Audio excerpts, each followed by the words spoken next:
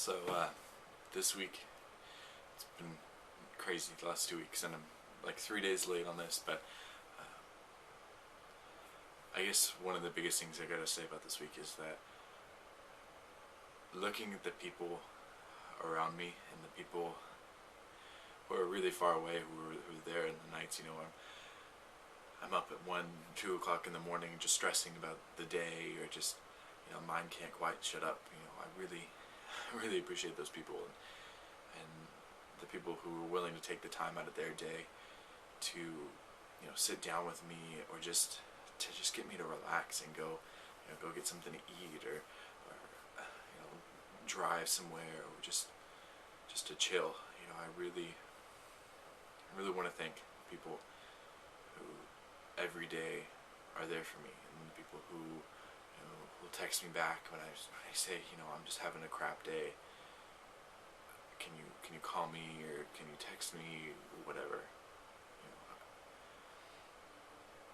We've been talking a lot in sociology about how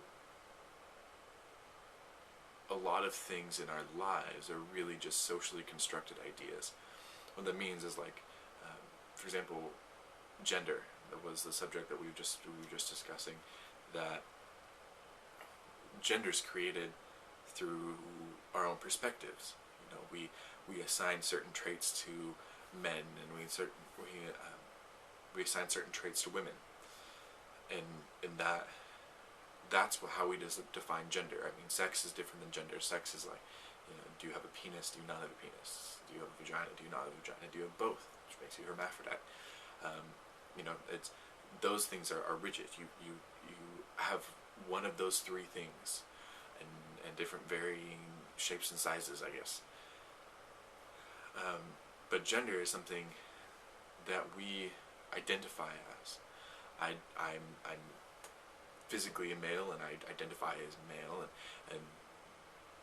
but psychologically speaking and emotionally speaking, I have a lot of very female traits. I'm very verbal about when I'm hurt, or when I'm angry, or when I'm sad, and I don't have a problem with sitting down and telling somebody that, and then talking to them about it.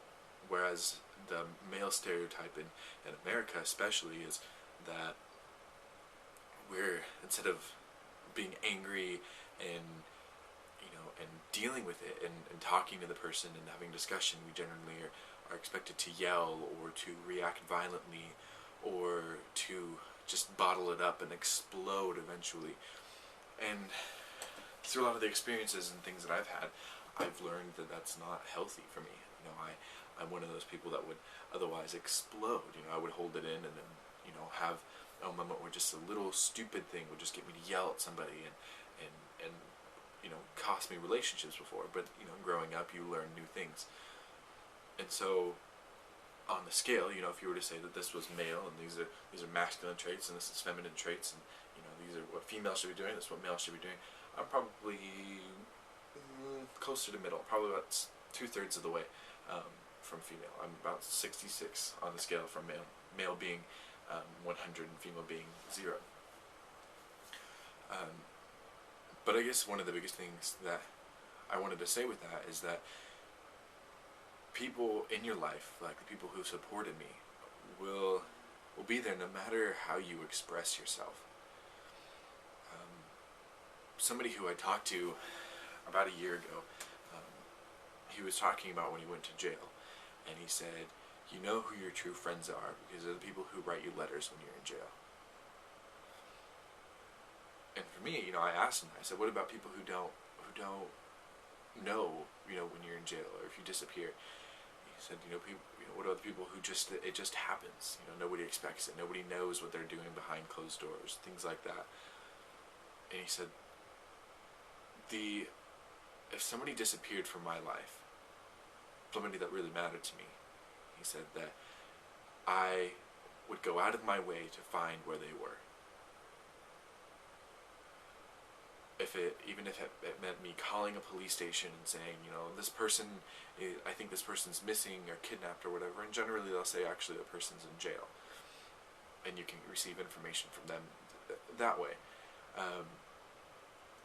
not saying if you think somebody's in jail to find where they're at and how long they'll be there to call the cops. That's not what I'm saying. I'm saying that you really should, you know, you should care for the people around you, because you want to be that person. I think people should want to be that person that everybody looks to, that everybody wants to be around. Everybody wants to have you as their support net. This is the person they can run to. I think that I want to be that person. I think other people should be that person. I think standing up and saying that you are willing to sacrifice your time and energy for people is just a great statement to who you are as a person. Who you are as a man or a woman. It doesn't matter what gender or what sex you are.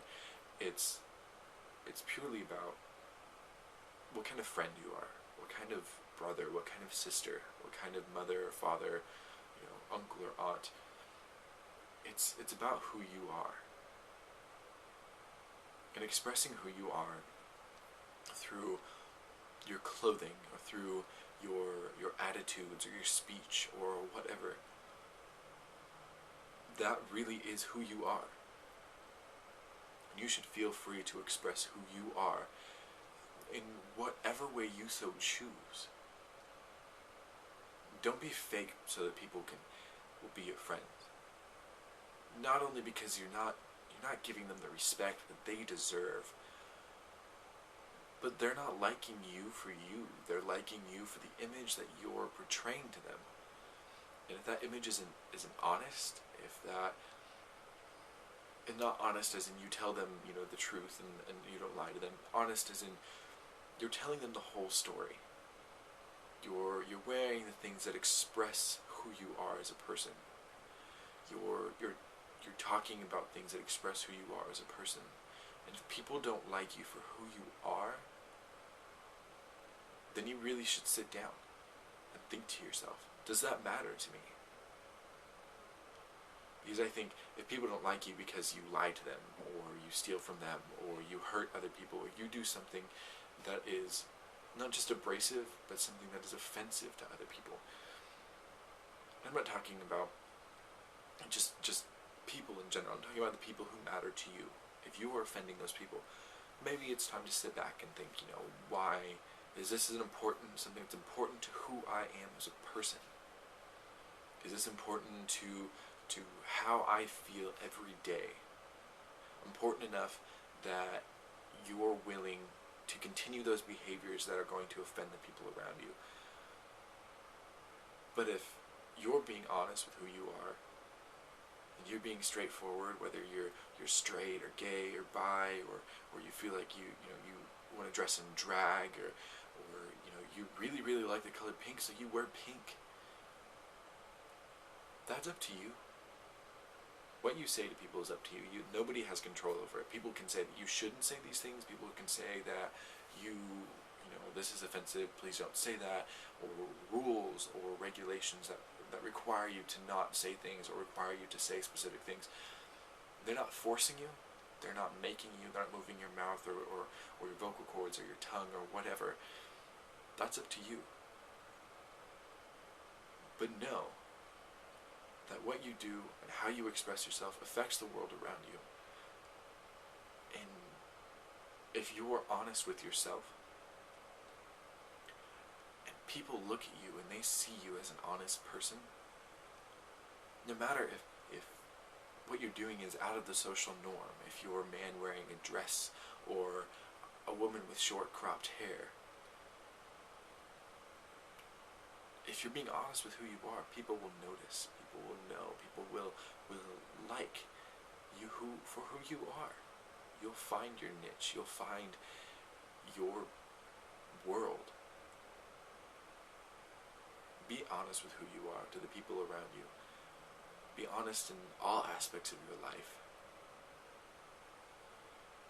Express you. Express everything about you. No one has the right to tell you that what you're doing is wrong, what you're saying is wrong. If if you are being honest with who you are, and you're not offending anybody, and you're not doing it to be abrasive, or doing it to be rebellious, or to hurt anybody, and you're just being honest to yourself and to the people that you love, go for it. Wholeheartedly step up and go for it. Love you for you. Express you. And the world will express their love for you. I'll see you next week.